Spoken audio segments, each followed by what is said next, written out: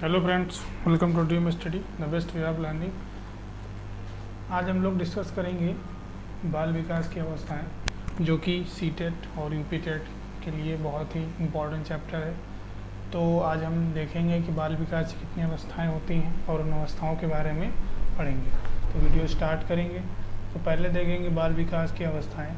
तो बाल विकास की जो मुख्य रूप से अवस्थाएँ होती हैं वो 4 होती हैं। कौन कौन सी? नंबर फर्स्ट में आएगा शैशवावस्था, जो कि 0 से 6 वर्ष के मध्य होती है।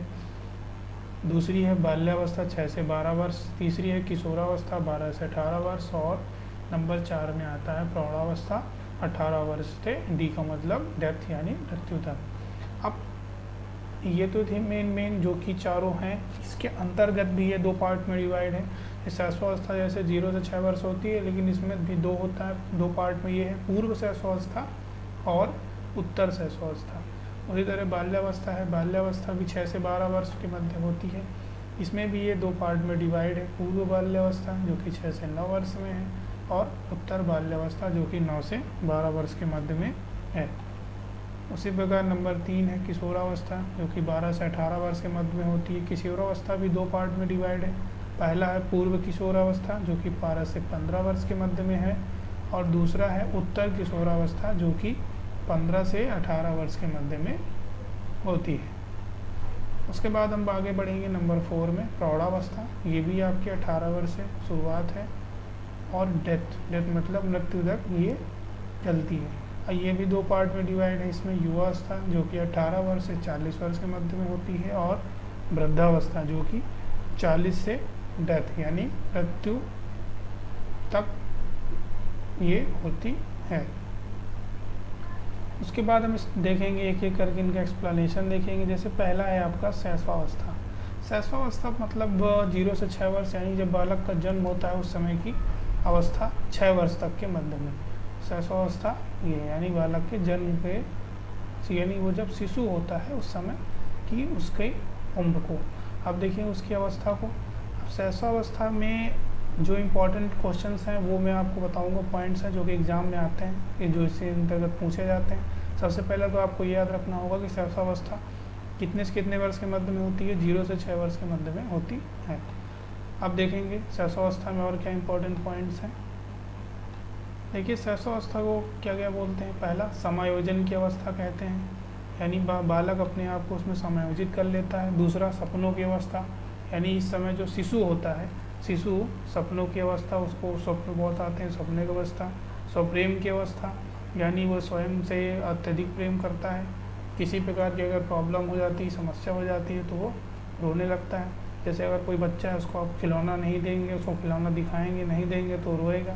तो यानी कुल मिला के वो अपने को ही प्रेम करता है। उसके बाद संवेगों की प्रारंभिक अवस्था। इसमें संवेग की ये प्रारंभिक अवस्था होती है, जिसमें आपका भय, क्रोध, हंसना, डरना, ये सारी चीज़ें होती हैं। काम की भावना की प्रारंभिक अवस्था भी यही है। उसके बाद फिर देखें, इसमें जो शिशु का भार होता है वो 5 से 8 पाउंड के मध्य में होता है, और 1 पाउंड जो है आपका वो 453.2 ग्राम होता है। दूसरा है शिशु के सिर का भार। इस अवस्था में जो शिशु होता है उसके सिर का भार 350 ग्राम होता है। शिशु की लंबाई इसमें 20 से 22 इंच के मध्य होती है। उसके बाद जन्म के समय शिशु के हृदय की जो धड़कन होती है वो 140 बार होती है। उसके बाद नेक्स्ट पॉइंट, जन्म के समय शिशु में हड्डियों की संख्या 270 से या 300 के मध्य में होती है। यानी 270 भी हो सकती है, 300 भी हो सकती है। जन्म के 5वें तथा 6ठे माह से शिशु के अस्थायी दांत निकलना प्रारंभ हो जाते हैं।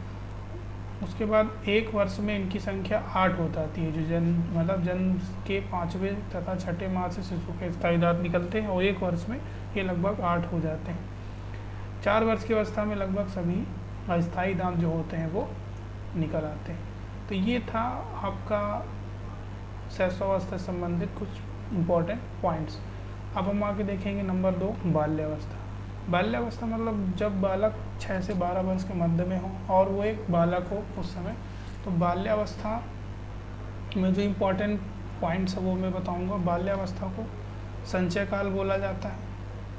उसके बाद बाल्यावस्था को खेल एवं खिलौनों की अवस्था कहते हैं, माने कि बालक जो होता है खेल और खिलौनों से खेलना पसंद करता है। इसमें गर्व तथा शर्म की अवस्था भी इसको बोला जाता है, तथा इसको गंदी और चुस्ती की अवस्था भी कहते हैं। उसके बाद इसमें आत्मनिर्भरता की भावना होती है बालक में इस अवस्था में। दूसरा, समलिंगी आकर्षण अत्यधिक होता है। संवेगों की अवस्था ये कही जाती है। समूह प्रवृत्ति की अवस्था भी इसको बोला जाता है, यानी कि बालक ग्रुपिंग बनाकर समूह में रहना ज़्यादा पसंद करते हैं। जैसे बालक खेलने जाते हैं तो ग्रुप में बना खेलने जाते हैं, वो सारी चीज़ें। और बाल्यावस्था में बालक का जो भार होता है वो 80 से 100 पाउंड के मध्य में होता है। अब बाल्यावस्था के अंत तक बालक की जो लंबाई है वो 40 से 50 इंच तक होती है। उसके बाद फिर देखेंगे बाल्यावस्था के अंत तक बालक में हड्डियों की संख्या 350 होती है।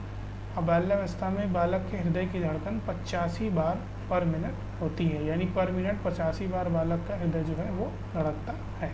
तो ये थे, और भी इसमें कुछ पॉइंट्स वो भी देखेंगे।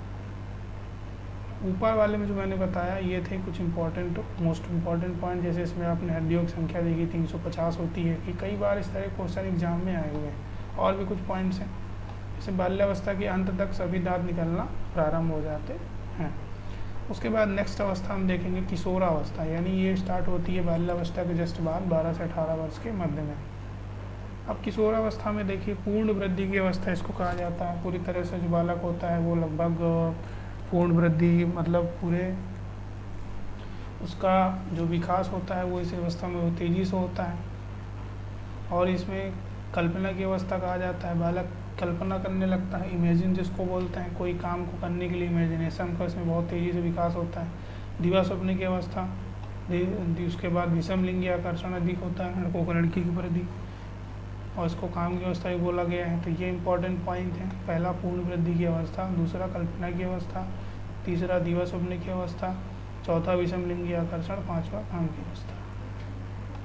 तो ये इम्पॉर्टेंट पॉइंट है, जो कि मोस्ट इम्पॉर्टेंट पॉइंट एग्जाम के लिए जो कि इसमें पूछे जाते हैं कि कौन सी अवस्था होती है जिसे कल्पना की अवस्था कहते हैं, तो कौन सी होगी किशोरावस्था। इस तरह क्वेश्चन आते हैं। उसके बाद इसमें क्या है, मानसिक विकास का सर्वाधिक मात्रा में होना, बहुत तेज़ी से इसमें जो माइंड का डेवलपमेंट है, मानसिक विकास वो तेज़ी से होता है। किशोरावस्था के अंत तक भार 90 से 120 पाउंड तक हो जाता है। उसके बाद इसमें जो लंबाई होती है 50 से 70 इंच के मध्य में होती है बालक की, और इसमें हड्डियों की जो संख्या होती है 206, और जो हृदय की धड़कन होती है वो 72 से 80 बार पर मिनट होती है। ठीक है फ्रेंड, तो ये था आपका किशोरावस्था से रिलेटेड कुछ मोस्ट इम्पॉर्टेंट पॉइंट्स। तो हम आगे देखेंगे प्रौढ़ावस्था। अब प्रौढ़ावस्था जो है वो आपकी लास्ट सबसे अंतिम स्टेज है, जो कि 18 वर्ष के बाद से स्टार्ट हो जाती है, 18 के बाद से, और ये मृत्यु तक, डेथमानी मृत्यु तक चलती है। तो इस अवस्था में बालक गृहस्थ जीवन के लक्ष्यों को पाने के लिए सतत रूप से विराम गति से प्रयास करने लगता है।